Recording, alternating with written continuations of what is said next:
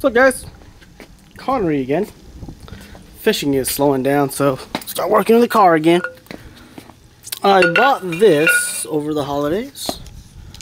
If you don't know what that is, it's just basically a rear sway bar for the bottom of the car. And as you can see, I don't have one. You know, the not sway bar, a tie bar. Tie bars come with it, and I had one at one point, but I took it off and sold it. And then I had to go pick up another one. Anyways, this one's from Skunk 2.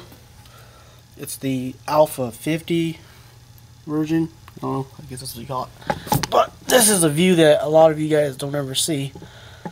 At least from my car. But that's what I have in here. That's the JDM ITR rear sway bar. The Buddy Club P1 low control arms. Braided lines. I mean, it's got a lot of stuff growing on it. We gotta clean it off, but that's what I have. And let's do the install in a bit. Probably have to clean off some of the spider webs first. But here's the other thing I have going for me today. No, this is not the engine. I didn't take the engine back out. This is my secondary engine. That doesn't work, and it'll probably never work. I basically have it mocked up. Well, actually, history behind this engine is when I built the original engine, that's in there, under the covers, I was missing a whole bunch of sensors, so I had to go buy like a knock sensor and all these other sensors. And from Honda, it was going to cost somewhere in the neighborhood of $400 for the sensors, just the sensors. So there's another engine on Craigslist at the time that had a oil pump failure, and supposedly the customer drove this thing in, knocking to the shop, and the mechanic pulled it out, pulled everything apart, and then there's a the list is too long. I'm not even gonna cover that.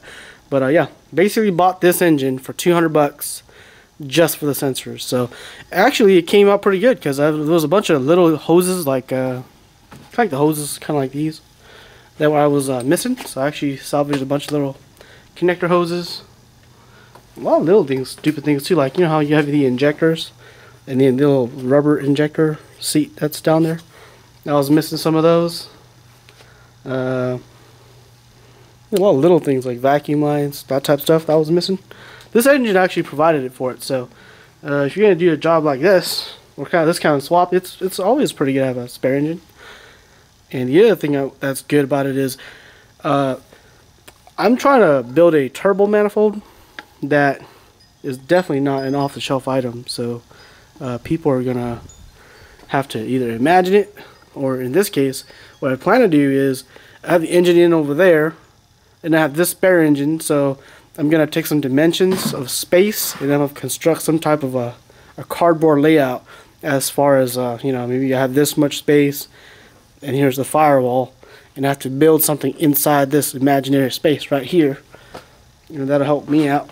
And when it comes time to welding it, I'll use the head itself to hold down the manifold plate, and that way when you're welding it doesn't warp, that type of stuff. So it's good to have one of these. Once I'm done with this project, this engine will probably just be cleaned up, spray painted real nice, and it'll just probably hang out in the garage for the rest of its life. I mean, it's already dead, but you know, afterlife. Okay, welcome to the underside of the car. And too many oftentimes, first time I actually put it on video, but parts I've bought that are not compatible with other parts. This type of shit sets you back money, and more importantly, time. I don't have a lot of time to be working on my car, so when I do find some time, I hope these parts fit. This is, like I said, it's the Skunk 2 Alpha Infinity rear tie bar, and as designed, I'm sure it'll work if it was regular Integra without a reinforcement kit. And yeah, pretty disappointed at the same time. You know, it's not their fault, it's not my fault, it's everybody's fault, right? Anyways, the way you're supposed to install it, at least there's no instructions, so this is how my abilities of thinking has taught me, or at least in intuition. This is what you're supposed to do, right? Bar, spacer, go in, and it just bolts up. Ta-da, done. 2 screws in and out, you're done, right? Problem with that is, here you go. Yep, what a bitch, right? So, alright, fine. It needs more spaces. So, tack on another spacer. Spacers come with the kit. And put it in. Boom. Oh, okay, so it looks really odd now that it's got 2 spacers on there. And, oh, what do you know? It clears everything. Cool. On the other side, it looks good, too. I don't know if you can see that. It looks good. Everything looks good. You know? Problem with that is, screws not long enough now. Screws they've provided are a lot longer than the OEMs. And they sit like that, but now it's not reaching the other side. So you need like another inch and a half. Man, not even an inch, like another ½ inch. Inch would be preferable. And now it don't work. You ain't got no more spacers. So here comes a moral dilemma now. I understand it's not Skunk 2's problem because they probably didn't design it with another aftermarket mounting brace, you know, in the picture. Anyways, that's the Beaks rear subframe bar. Reinforcement kit, actually. And it doesn't work with it. It rubs in this area, right here. So the only thing I can do is go find somebody or order a spacer kit off of Skunk 2 and go down to the hardware store, not a hardware store, go to my local, I forgot what the company is called, but the one that sells all the bolts, nuts and bolts. Tell them to find me one like this, same bolt pattern or pitch, and give me another inch so I can go through. But it is pretty disappointing. Pretty disappointing, at least for me. Yep, that sucks. So we're just gonna put the OEM bolt back in and call it good, because it ain't gonna work today. Ain't gonna work. Go work on something else. But you know, shit like this is what I hate most about building these custom cars. That where you start mixing matching parts from everybody, and it doesn't work out.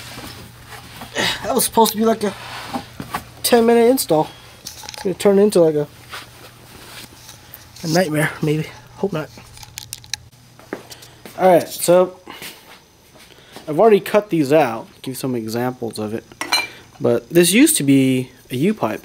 Okay, cut the other half of the U off. And when you cut it like here and here, you get pieces that look like this.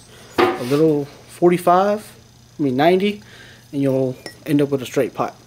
So essentially my idea is, given I can cut more angles, we're going to do something like this. So come out, be angled a little bit, kind of like that, and then somehow put another one here that shoots across, kind of like that. And you're going to do that on the cylinders 1 and 2, and then on 3 and 4 we're going to have to come out a little bit farther, kind of like this, and then go out like that. So we're going to have a turbo sidewinder setup. So that's the idea. We'll see if we could maybe, I don't know, tape one up or pre-tack it or something. See if we come up with an idea. That's the tricky part, is to get all 4 in there. And you know how, kind of imagine if all 4 came out like this, you still got a 3-inch downpipe that's got to come back from that angle back down here. Okay, there's no other space for the downpipe to go into. The downpipe has to come back. Physically, turbo sits for somewhere right here. The downpipe has to come all the way back here. 90 down, 90, 90, 90 back. So that's the problem I'm faced with today.